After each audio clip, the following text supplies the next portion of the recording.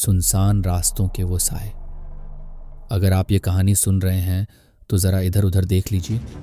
अकेले तो नहीं है ना? कहीं कोई परछाई आपको भी घूर तो नहीं रही?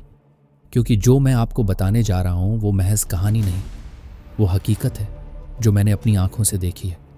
और हाँ, अगर आपको डरने की आदत नहीं है तो मैजिक ऑफ स्टोरी को अभी सब्सक्राइब कर लीजिए, क्योंकि अगली कहानी शायद आपकी अपनी हो। मेरा नाम रघु है। मैं पिछले 20 सालों से ट्रक चला रहा हूँ।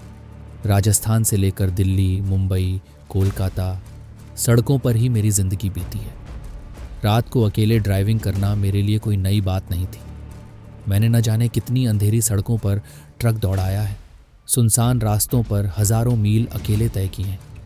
लेकिन जो मैंने उस रात देखा वो मेरी ज़िंदगी की सबसे भयानक रात थी। ये कहानी कुछ साल पुरानी है। नवंबर का महीना था और मैं जयपुर से दिल्ली की ओर सामान लेकर जा रहा था। रात के करीब 2 बजे थे। सड़कें वीरान थीं, कोई गाड़ी नहीं, कोई इंसान नहीं, बस मेरा ट्रक और मैं। ठंडी हवा धीरे धीरे ट्रक के केबिन में घुस रही थी, लेकिन मुझे इसकी आदत थी। पर उस रात हवा के साथ कुछ और भी था, कुछ अनजाना, कुछ ऐसा जो मेरी रीढ़ की हड्डी तक को जमा रहा था। मैं हाईवे पर था जब अचानक रेडियो में अजीब सी खड़खड़ाहट होने लगी।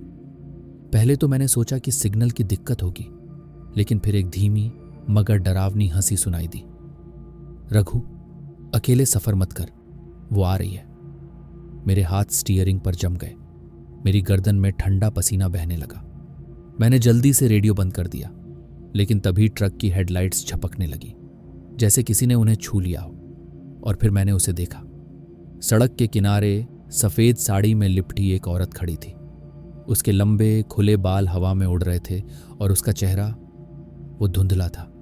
मैंने अपनी आंखें मलीं, ये सोचकर कि शायद थकान की वजह से मुझे भ्रम हो रहा है, लेकिन नहीं, वो वहीं थी। मैंने ट्रक की स्पीड बढ़ा दी, पर जैसे ही कुछ किलोमीटर आगे बढ़ा वो औरत फिर दिखी।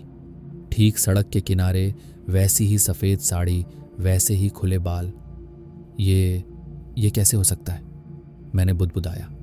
मैंने फिर से नज़रअंदाज करने की कोशिश की, शायद कोई राहगीर हो। लेकिन जब मैं और आगे बढ़ा तो वो फिर से दिखी, इस बार सड़क के बीचों बीच। मेरे पास कोई चारा नहीं था। मैंने ज़ोर से ब्रेक लगाया। ट्रक की टायरों से धुआं उठने लगा और वो रुक गया। लेकिन जैसे ही ट्रक रुका, सब कुछ शांत हो गया, बहुत ज़्यादा शांत। इतनी शांत थी कि मुझे अपनी धड़कन भी सुनाई दे रही थी। और तभी किसी ने मेरे कंधे पर हाथ रखा। मेरे शरीर में एक झुरझुरी दौड़ गई। रघु। वो आवाज़ धीमी थी, मगर इतनी ठंडी कि मेरे पूरे शरीर में बर्फ जम गई। मैंने हिम्मत जुटाकर शीशे में देखा। कोई नहीं था, लेकिन मुझे अपने गले पर कुछ ठंडा महसूस हो रहा था, जैसे बर्फीली हवा हो। मैंने ट्रक स्टार्ट करने की कोशिश की, लेकिन इंजन बंद हो गया। और फिर मुझे मेरे ट्रक के पीछे कुछ हिलता हुआ दिखा, एक परछाई जो धीरे धीरे मेरी ओर बढ़ रही थी। मैंने पूरी ताकत से ट्रक स्टार्ट करने की कोशिश की। इंजन गुर्राया और फिर स्टार्ट हो गया। मैंने बिना देखे एक्सीलेटर दबा दिया। ट्रक चीखता हुआ आगे बढ़ा, पर तभी धड़ाम, ऐसा लगा जैसे कुछ ट्रक से टकराया हो। मैंने शीशे में देखा और मेरा खून सूख गया।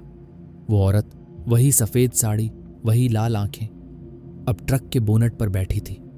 उसके होंठ फटे हुए थे और वो हल्की हल्की हंसी हंस रही थी। तू बच नहीं सकता रघु। मैंने झट से हनुमान चालीसा पढ़ना शुरू किया। जैसे ही मैंने पहला ही श्लोक बोला, वो चीखने लगी। उसकी चीख इतनी डरावनी थी कि मेरे कानों में खून उतर आया। मैंने ट्रक को पूरी स्पीड में दौड़ा दिया।